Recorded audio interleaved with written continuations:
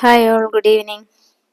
അപ്പോൾ കഴിഞ്ഞ ക്ലാസ്സിൽ നമ്മൾ ഡിസ്കസ് ചെയ്തത് പീസ് റേറ്റ് സിസ്റ്റത്തിൽ ഡിഫറൻഷ്യൽ പീസ് റേറ്റ് സിസ്റ്റം വരെയാണ് നമ്മൾ പറഞ്ഞു നിർത്തിയത് അല്ലേ. അതിൽ ടെയ്ലറിൻ്റെ ഡിഫറൻഷ്യൽ പീസ് റേറ്റ് സിസ്റ്റം നമ്മൾ പഠിച്ചു, അതിൻ്റെ ഒരു പ്രോബ്ലവും പഠിച്ചു. അപ്പോൾ പ്രോബ്ലം വരാവുന്ന ഒരു ഏരിയ ആണ് ഇത്, അത് മനസ്സിലാക്കിയിരിക്കുക. ചിലപ്പോൾ ചെറിയ ടൈപ്പിലുള്ള പ്രോബ്ലംസ് ഒക്കെ ഈ ഭാഗത്തുനിന്ന് വരാം, കാരണം പെട്ടെന്ന് ചെയ്തെടുക്കാനായിട്ട് പറ്റുന്ന പ്രോബ്ലംസ് ആയിരിക്കും സ്വാഭാവികമായിട്ടും ക്വസ്റ്റ്യൻ ആയിട്ട് വരുന്നത്.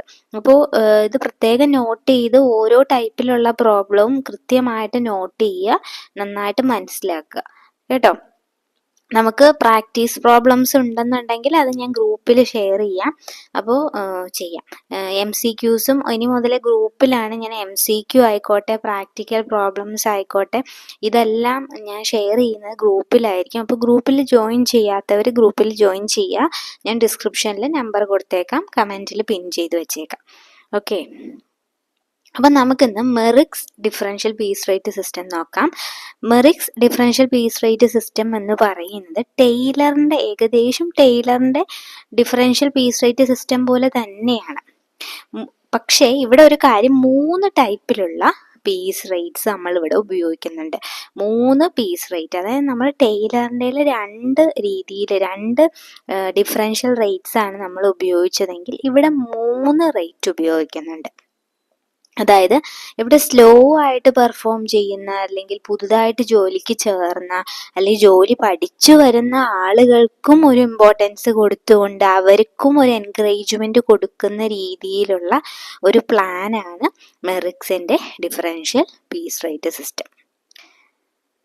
അപ്പോൾ എഫിഷ്യൻ്റ് ആയിട്ടുള്ള വർക്കേഴ്സിന് അതുപോലെ തന്നെ അത്ര തന്നെ എഫിഷ്യൻ്റ് ആയിട്ടുള്ളവർക്ക് കൊടുക്കുന്ന പോലെ തന്നെ ഒരു പ്രാധാന്യം ആർക്കും കൂടെ കൊടുക്കുന്നുണ്ട്, ഈ ജോലിക്ക് കയറുന്നവർക്ക് അല്ലെങ്കിൽ ജോലി പഠിച്ചു വരുന്ന ആളുകൾക്കും ഒരു ഇമ്പോർട്ടൻസ് കൊടുക്കുന്നുണ്ട്. അപ്പോൾ ഈ ഒരു സിസ്റ്റം അനുസരിച്ച് ഇവിടെ 3 രീതിയിലാണ് എഫിഷ്യൻസിക്ക് 3 രീതിയിലാണ് വേജ് കൊടുക്കുന്നത്.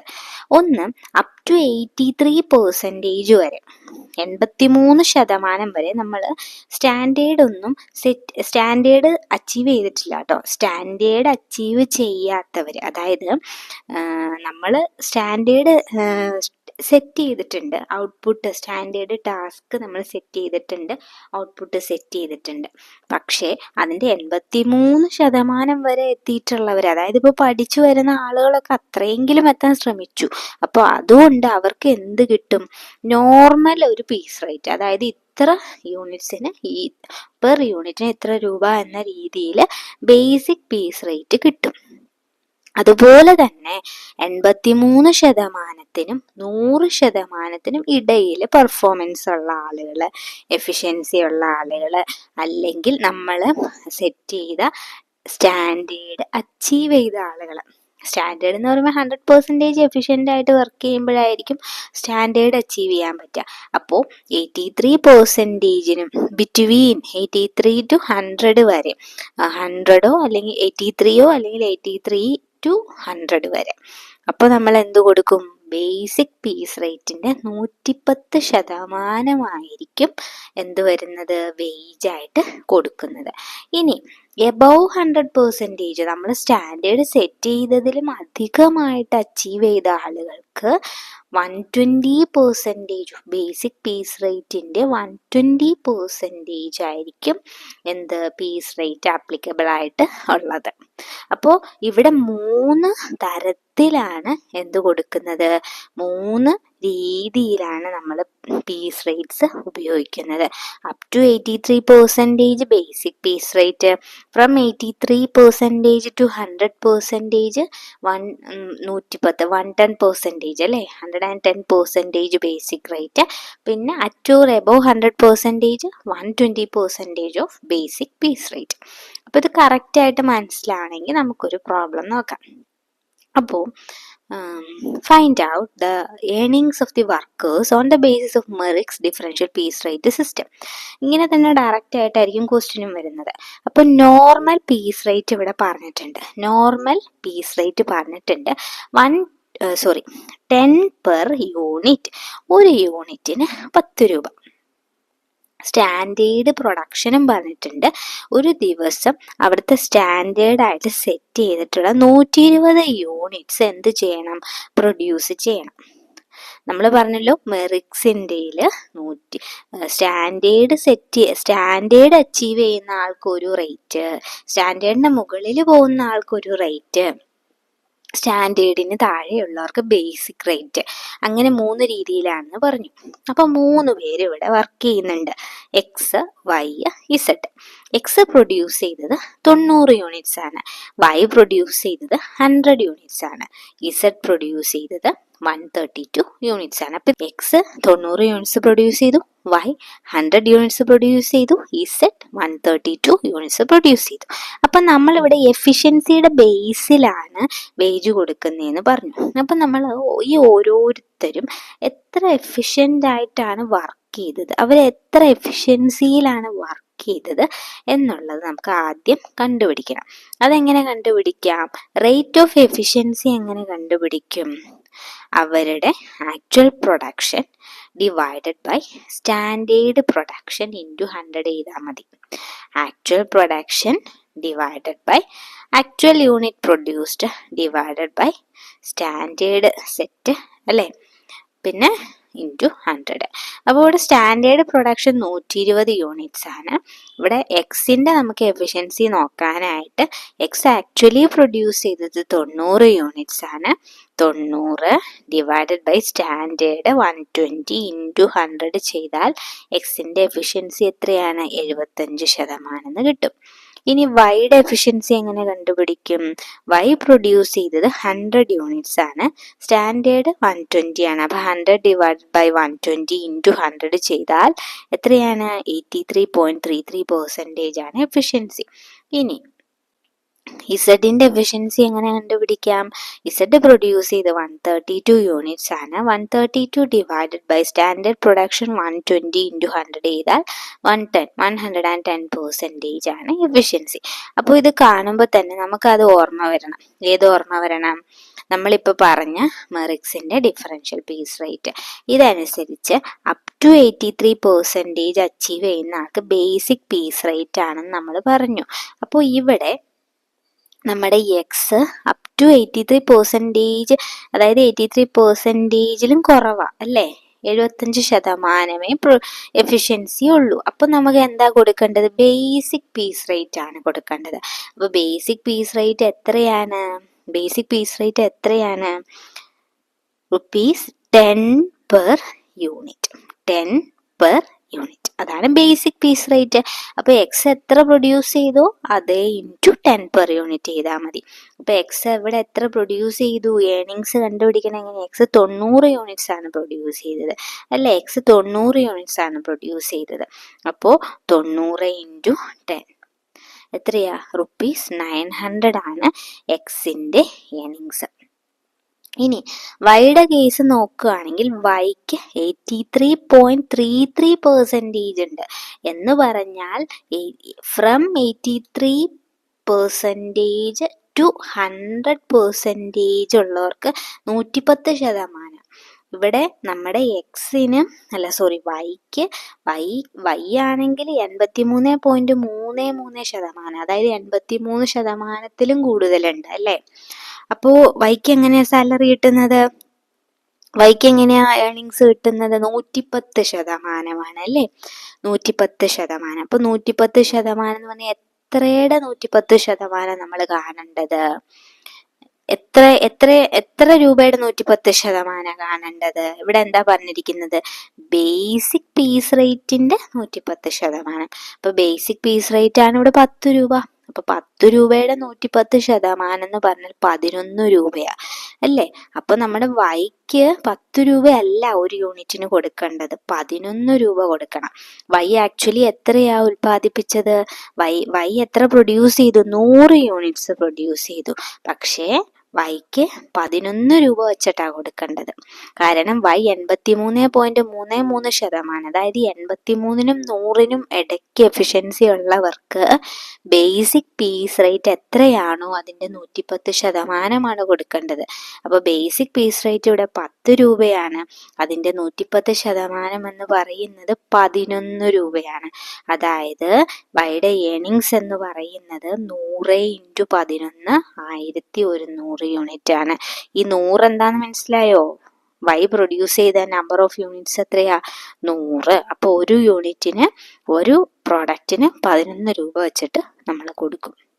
ക്ലിയർ ആയോ? ഇനി ഇസഡിന്റെ കേസിലോട്ട് വന്ന ഇസഡ് നോക്കുക, 110% ഇസഡിന്റെ എഫിഷ്യൻസി.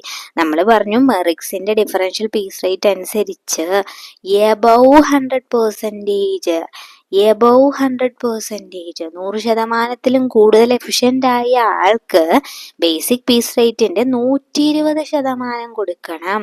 അപ്പോൾ ബേസിക് പീസ് റേറ്റ് ഇവിടെ എത്രയാണ്? 10 രൂപയാണ് അല്ലേ? അപ്പോൾ 10ന്റെ 120% എന്ന് പറഞ്ഞാൽ 12 രൂപ വെച്ച് കൊടുക്കണം.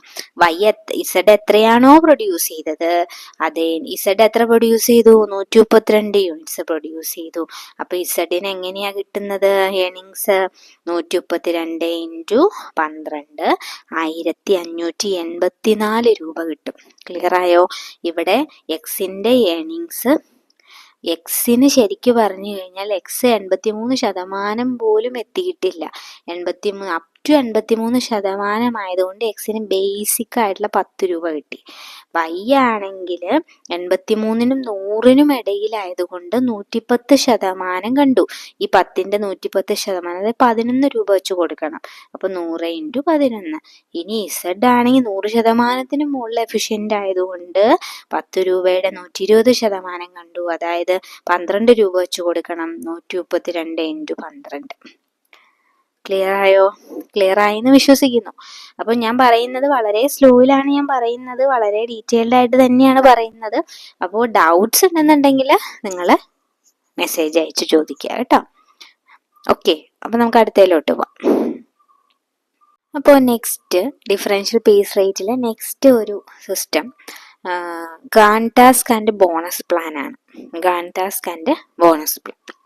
അപ്പോൾ ഇത് ശരിക്കും ഒരു കോമ്പിനേഷൻ ആണ്. Time, bonus and piece rate പ്ലാൻസിന്റെ ഒരു കോമ്പിനേഷൻ ആണ്. അതായത് ഡിഫറൻഷ്യൽ പീസ് റേറ്റ് പ്രിൻസിപ്പിളിനെ ബേസ് ചെയ്തിട്ട്. അതായത് ഇവിടെ ഗ്യാരൻറ്റീഡ് ഒരു വേജ് കിട്ടും. ടൈം റേറ്റ് അനുസരിച്ചിട്ട് ഒരു ഗ്യാരൻറ്റീഡ് വേജ് കിട്ടും. അതുപോലെ തന്നെ സ്റ്റാൻഡേർഡ് സെറ്റ് ചെയ്തിട്ടുണ്ട്. അതൊരു ഹൈ ലെവലിലുള്ള ഒരു സ്റ്റാൻഡേർഡ് ആയിരിക്കും സെറ്റ് ചെയ്തിരിക്കുന്നത്. ആ സ്റ്റാൻഡേർഡ് അച്ചീവ് ചെയ്യുന്നവർക്ക് ഒരു ബോണസ് 20%, ടൈം റേറ്റിന്റെ 20% എന്തും കൂടെ കിട്ടും, ബോണസും കൂടെ കിട്ടും. ക്ലിയർ ആവുന്നുണ്ടോ? അപ്പോ ഇപ്പൊ പറഞ്ഞു വന്നത് ഔട്ട്പുട്ട് ബിലോ സ്റ്റാൻഡേർഡ് ആണെങ്കിൽ, അപ്പൊ ഈ ഗാൻ ടാസ്ക് ആൻഡ് ബോണസ് പ്ലാനില് ബിലോ സ്റ്റാൻഡേർഡ് ആണെങ്കിൽ, നമ്മൾ സ്റ്റാൻഡേർഡ് സെറ്റ് ചെയ്തിട്ടുണ്ട്. അപ്പൊ ബിലോ സ്റ്റാൻഡേർഡ് ആണെന്നുണ്ടെങ്കിൽ ടൈം റേറ്റ് അനുസരിച്ചിട്ടുള്ള ഗ്യാരൻറ്റീഡ് വേജ് കിട്ടും, ഗ്യാരൻറ്റീഡ് ഏണിങ്സ് കിട്ടും. ഇനി ഔട്ട്പുട്ട് അറ്റ് സ്റ്റാൻഡേർഡ് ലെവൽ, നമ്മൾ സെറ്റ് ചെയ്ത സ്റ്റാൻഡേർഡിനനുസരിച്ച് അതിനൊപ്പം നമ്മൾ ആ സ്റ്റാൻഡേർഡ് ഔട്ട്പുട്ട് പ്രൊഡ്യൂസ് ചെയ്തിട്ടുണ്ടെങ്കിൽ ടൈം റേറ്റ്, അതായത് ഈ റേറ്റ് അനുസരിച്ചിട്ടുള്ള വേജ് പ്ലസ് അതിൻ്റെ കൂടെ തന്നെ ടൈം റേറ്റിൻ്റെ 20% എന്ത് കിട്ടും, ബോണസും കിട്ടും. ക്ലിയർ ആയോ? അപ്പോൾ ഇനി മൂന്നാമതൊരു കേസ് ഉണ്ട്. എബോവ് സ്റ്റാൻഡേർഡ് ആണെങ്കിൽ ഹൈ പീസ് റേറ്റും കൊടുക്കും, എബോവ് സ്റ്റാൻഡേർഡ് ആണെങ്കിൽ ഹൈ പീസ് റേറ്റ് ആയിരിക്കും കൊടുക്കുന്നത്. അപ്പോൾ ഇങ്ങനെ 3 രീതിയിലായിരിക്കും റെമ്യൂണറേഷൻ വരുന്നത്. അപ്പോൾ ക്ലിയർ ആവുന്നുണ്ട്? അപ്പോൾ ഒരു ബോണസ് എന്ന് പറയുന്ന ഒരു കാര്യം വന്നു. അതുപോലെ തന്നെ ഇവിടെ ടൈം റേറ്റ് ഗ്യാരൻറ്റീഡ് ആണെന്നുള്ള ഒരു കാര്യം വന്നു. അതുകൊണ്ടാണ് combination of time, bonus and piece rate. ഇവിടെ ടൈം വന്നു, അതുപോലെ ബോണസ് വന്നു, അതുപോലെ പീസ് റേറ്റും വന്നു. മനസ്സിലാകുന്നുണ്ടോ? അപ്പോൾ Gantt task and bonus plan എന്ന് പറഞ്ഞാൽ ഒരു കോമ്പിനേഷനാണ്. ഈ 3 ഒരു കോമ്പിനേഷനാണ്. ക്ലിയർ ആയോ? അപ്പോൾ നമുക്ക് നോക്കാം. അപ്പോൾ നമുക്കൊരു ക്വസ്റ്റ്യൻ ഒന്ന് നോക്കാം. The following are the particulars applicable to a work. Time rate ₹50 per hour. ഒരു അവറിന് 50 രൂപ വെച്ചിട്ടാണ് ടൈം റേറ്റ്. നമ്മൾ ടാസ്ക് സെറ്റ് ചെയ്തിട്ടുണ്ട്. ഹൈ ടാസ്ക് സെറ്റ് ചെയ്തു. 40 യൂണിറ്റ്സ് പെർ വീക്ക്. ഒരാഴ്ചയിൽ 40 യൂണിറ്റ് പ്രൊഡ്യൂസ് ചെയ്യണം. ഇതാണ് ഹൈ ടാസ്ക് നമ്മൾ സെറ്റ് ചെയ്തത്. ഇനി piece rate above high task. നമ്മൾ പറഞ്ഞ ടാസ്കിലും കൂടുതൽ 40 എന്നുള്ളത് നമ്മൾ സെറ്റ് ചെയ്ത ഹൈ ടാസ്ക് ആണ്. അതിലും കൂടുതൽ ഇപ്പം 45 യൂണിറ്റ്സ് ഒരാൾ പ്രൊഡ്യൂസ് ചെയ്തു എന്നുണ്ടെങ്കിൽ അയാൾക്ക് കിട്ടുന്ന വേജ് ഒരു യൂണിറ്റിന് 60 രൂപ എന്ന നിരക്കിലായിരിക്കും. ക്ലിയർ ആയല്ലോ? ഇനി 40 മണിക്കൂറുള്ള ഒരാഴ്ചയിൽ ഇത്രയും പേര് വർക്ക് ചെയ്തത് ഇവിടെ കൊടുത്തിട്ടുണ്ട്. വർക്കർ എ പ്രൊഡ്യൂസ് ചെയ്തത്, വർക്കർ ബി പ്രൊഡ്യൂസ് ചെയ്ത്, വർക്കർ സി, വർക്കർ ഡി കൊടുത്തിട്ടുണ്ട്. A 35 units, B 40 units, C 41, D 52. അപ്പോൾ Gantt task and bonus plan അനുസരിച്ചിട്ട് വേജ് കാൽക്കുലേറ്റ് ചെയ്യാനാണ് പറയുന്നത്. അപ്പോൾ ആദ്യം തന്നെ നമുക്ക് ഈ ഒരു കാര്യം അറിയണം. ഗാന്റ് ടാസ്ക് ആൻഡ് ബോണസ് പ്ലാനിൽ ബിലോ സ്റ്റാൻഡേർഡ് ആണെങ്കിൽ ഗ്യാരണ്ടീഡ് ടൈം റേറ്റ് കിട്ടുമെന്ന് നമ്മൾ പറഞ്ഞില്ലേ. ബിലോ സ്റ്റാൻഡേർഡ് ആണെങ്കിൽ ഗ്യാരണ്ടീഡ് ടൈം റേറ്റ് കിട്ടുമെന്ന് പറഞ്ഞു. അപ്പോൾ ബിലോ സ്റ്റാൻഡേർഡ്, ഇവിടെ വർക്കർ എയുടെ ഒരു കേസ് നിങ്ങൾ നോക്കുകയാണെങ്കിൽ മനസ്സിലാവും. അയാൾ 35 യൂണിറ്റ്സേ പ്രൊഡ്യൂസ് ചെയ്തിട്ടുള്ളൂ. ഇവിടെ ടാസ്ക് സെറ്റ് ചെയ്ത് സ്റ്റാൻഡേർഡ് 50 യൂണിറ്റ്സാണ്, പക്ഷെ ആൾ 35 യൂണിറ്റ്സേ പ്രൊഡ്യൂസ് ചെയ്തിട്ടുള്ളൂ. എങ്കിലും ഗ്യാരണ്ടീഡ് ടൈം റേറ്റ് കിട്ടുമെന്ന് പറഞ്ഞിട്ടുണ്ട്. അപ്പോൾ ഗ്യാരണ്ടീഡ് ടൈം റേറ്റ് എന്ന് പറഞ്ഞു കഴിഞ്ഞാൽ ഒരവറിന് 50 രൂപയാണ്. ഒരവറിന് 50 രൂപയാണ്. അപ്പോൾ ഒരവറിന് 50 രൂപയാണ് എന്നുണ്ടെങ്കിൽ അയാൾക്ക് എത്ര രൂപ കിട്ടും? അയാൾ എത്ര മണിക്കൂർ ജോലി ചെയ്തിട്ടുണ്ട്? 40 മണിക്കൂർ ജോലി ചെയ്തിട്ടുണ്ട്. ഈ പറഞ്ഞ എല്ലാവരും 40 മണിക്കൂർ ജോലി ചെയ്തിട്ടുണ്ട് അല്ലേ? അപ്പോൾ വർക്കറെ 35 യൂണിറ്റ്സേ പ്രൊഡ്യൂസ് ചെയ്തിട്ടുള്ളൂ, സ്റ്റാൻഡേർഡ് അച്ചീവ് ചെയ്തിട്ടില്ല. അതുകൊണ്ട് Gantt task and bonus plan അനുസരിച്ച് ഗ്യാരണ്ടീഡ് ടൈം വേജ് മാത്രമേ കിട്ടുള്ളൂ. ഗ്യാരണ്ടീഡ് ടൈം വേജ് എന്ന് പറഞ്ഞാൽ ഒരവറിന് 50 രൂപ വെച്ചിട്ട്. അപ്പോൾ വർക്കർ എക്ക് എത്ര രൂപ കിട്ടും? 40 × 50. 40 × 50 എത്ര രൂപ കിട്ടും? 2000 രൂപ കിട്ടും. ക്ലിയർ ആവുന്നുണ്ടോ? ഇനി വർക്കർ ബിയുടെ കേസിൽ നോക്കിക്കഴിഞ്ഞാൽ ബിയുടെ കേസ് ബി 40 യൂണിറ്റ്സ് പ്രൊഡ്യൂസ് ചെയ്തിട്ടുണ്ട്. ബി 40 യൂണിറ്റ്സ് പ്രൊഡ്യൂസ് ചെയ്തു എന്ന് പറഞ്ഞാൽ അതിൻ്റെ അർത്ഥം ബി നമ്മുടെ സ്റ്റാൻഡേർഡ് അച്ചീവ് ചെയ്തിട്ടുണ്ട്. സ്റ്റാൻഡേർഡ് 40 യൂണിറ്റ്സ് അല്ലേ? അപ്പോൾ സ്റ്റാൻഡേർഡ് അച്ചീവ് ചെയ്യുന്നവർക്ക് ഗാന്റ് ടാസ്ക് ആൻഡ് ബോണസ് പ്ലാനിൽ എങ്ങനെയാണ് റെമ്യൂണറേറ്റ് ചെയ്യുന്നത്? ടൈം വേജസ് പ്ലസ് അതിൻ്റെ 20% ബോണസ്. ഇങ്ങനെയല്ലേ? അപ്പോൾ ബിയുടെ വേജ് നമുക്ക് റെമ്യൂണറേഷൻ നമുക്ക് ഏണിങ്സ് നോക്കാം. ബിക്ക് ടൈം വേജ് അനുസരിച്ച് എത്ര കിട്ടും? ഒരവറിന് 1 എത്ര രൂപ വെച്ചിട്ടാ? 50 രൂപ വെച്ചിട്ട് കിട്ടും. 40 മണിക്കൂർ. ഇതാണ് ബേസിക് ടൈം വേജ് എന്ന് പറയുന്നത് അല്ലേ? ഇവിടെ തന്നെ എക്കും അങ്ങനെ തന്നെയല്ലേ കിട്ടിയത്. അപ്പോൾ ബിക്ക് 40 × 50 2000 രൂപ ഷുവർ ആയിട്ടും കിട്ടും. പ്ലസ് ഈ ടൈം വേജിൻ്റെ 20% ബോണസും കിട്ടും. അതായത് ഈ 2000ൻ്റെ 20%, അതായത് 400 രൂപ ഇയാൾക്ക് ബോണസും കിട്ടും. Time wage plus 20% bonus. As the worker is at standard level achieve ചെയ്തതുകൊണ്ട് ടൈം വേജിൻ്റെ 20% ബോണസും കൂടെ കിട്ടും.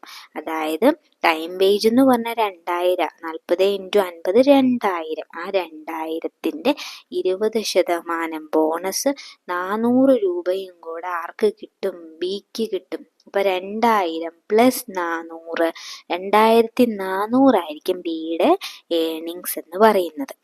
ക്ലിയർ ആയോ?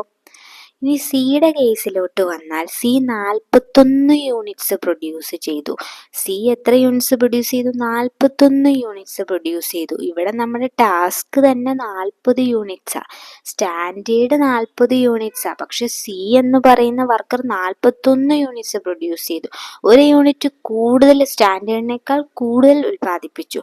അപ്പോൾ ഗാൻ ടാസ്ക് ആൻഡ് ബോണസ് പ്ലാനിൽ എബവ് സ്റ്റാൻഡേർഡിന് എബവ് പ്രൊഡ്യൂസ് ചെയ്യുന്നവർക്ക് എങ്ങനെയാ വേജ് കൊടുക്കുന്നത്? High piece rate on workers whole output.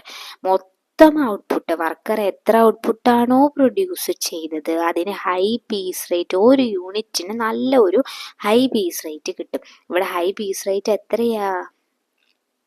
Piece rate above high task 60 രൂപ പെർ യൂണിറ്റ് ആണ്.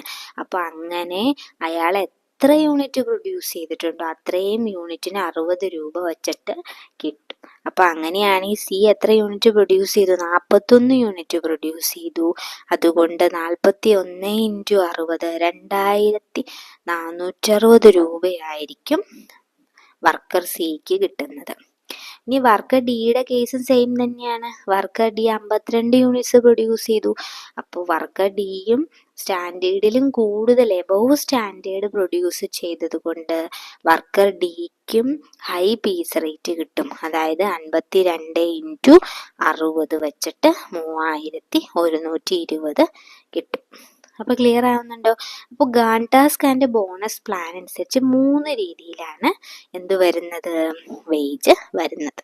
ഇത് മൂന്നിൻ്റെയും ഒരു കോമ്പിനേഷനാണ്. ടൈമിൻ്റെ, ബോണസിൻ്റെ, പീസിൻ്റെ ഒരു കോമ്പിനേഷൻ. ക്ലിയർ ആയോ? അപ്പോൾ ഈ ഡിഫറൻഷ്യൽ പീസ് റേറ്റിൽ വരുന്ന ഈ മൂന്നും, ടെയ്ലറും അതുപോലെ തന്നെ മെറിറ്റ്സിൻ്റെയും അതുപോലെ ഗാൻ ടാസ്കും പ്രത്യേകം നോട്ട് ചെയ്യുക. ക്ലിയർ ആയോ? അപ്പോൾ നമ്മളിപ്പോൾ പീസ് റേറ്റിൽ പറഞ്ഞു, പീസ് റേറ്റ് സിസ്റ്റം, നമ്മൾ അതിൽ ഡിഫറൻഷ്യൽ പീസ് റേറ്റിൻ്റെ 3 മെത്തേഡ്സ് നമ്മൾ പറഞ്ഞു. പ്രീമിയം ബോണസ് സിസ്റ്റം നമുക്ക് പഠിക്കാനുണ്ട്. അതിൽ 2 മെത്തേഡ് നമുക്ക് ഇമ്പോർട്ടൻ്റ് ആയിട്ട്, ഒരു 2 മെത്തേഡ് നമുക്ക് നോക്കാനായിട്ടുണ്ട്. അത് നമുക്ക് അടുത്ത ദിവസങ്ങളിൽ നോക്കാം കേട്ടോ. എല്ലാം കൂടെ ഒരുമിച്ച് നോക്കിയാൽ നിങ്ങൾക്ക് ആകെ കൺഫ്യൂഷനാണ്. അപ്പം നിങ്ങൾ ഈ വീഡിയോ മാക്സിമം നിങ്ങളുടെ ഫ്രണ്ട്സ് ആരെങ്കിലും ഒക്കെ ഉണ്ടെങ്കിൽ അവർക്ക് ഷെയർ ചെയ്ത് കൊടുക്കുക കേട്ടോ, ഈ എക്സാം എഴുതുന്നവർ. കാരണം ഒത്തിരി പേർക്ക് നമ്മുടെ ചെറിയ ചാനലായതുകൊണ്ട് അങ്ങനെ ഹോം പേജിലൊക്കെ ചിലർക്ക് എന്താ പറയുക കാണാൻ പറ്റില്ല, സെർച്ച് ചെയ്താൽ ചിലപ്പോൾ സെർച്ചിൽ വരില്ല. അപ്പോൾ അങ്ങനെയുള്ള ചില ബുദ്ധിമുട്ടുകളൊക്കെ വരും. അപ്പോൾ അതുകൊണ്ട് ഒത്തിരി പേർക്ക് ഈ ചാനൽ അവർക്ക് കിട്ടുന്നില്ല. അപ്പോൾ ഇങ്ങനെ കുറച്ച് കുട്ടികളൊക്കെ ഇപ്പോൾ പറഞ്ഞു, ഒരുപാട് സെർച്ച് ചെയ്തിട്ട് അവർക്ക് അവസാനമാണ് ഈ ചാനൽ അവർക്ക് കാണാനായിട്ട് പറ്റിയത് എന്ന് പറഞ്ഞു. അവർ ഒരുപാട് വൈകിപ്പോയി ഈ ചാനൽ കാണാൻ എന്നൊക്കെ പറഞ്ഞു. അതുകൊണ്ടാണ് പറയുന്നത്, നിങ്ങൾ മാക്സിമം ഷെയർ ചെയ്യുക. അതുപോലെ തന്നെ കാണുന്നവരൊന്ന് ലൈക്ക് ചെയ്യുക കേട്ടോ. നിങ്ങൾ എത്ര ലൈക്ക് ചെയ്യുന്നോ കമൻറ്റ് ചെയ്യുന്നോ അതിനനുസരിച്ച് ഈ ചാനൽ കൂടുതൽ സജഷനിലോട്ട് പോകും. സജസ്റ്റഡ് വീഡിയോ ആയിട്ട് യൂട്യൂബ് കൊണ്ടെത്തിക്കും. അപ്പോൾ ഒത്തിരി പേർക്ക് അത് പ്രയോജനം ചെയ്യും. അതുകൊണ്ടാണ് പറയുന്നത്. അപ്പോൾ നെക്സ്റ്റ് വീഡിയോയിൽ നമുക്ക് ബാക്കി കാര്യങ്ങൾ നോക്കാം. Thank you.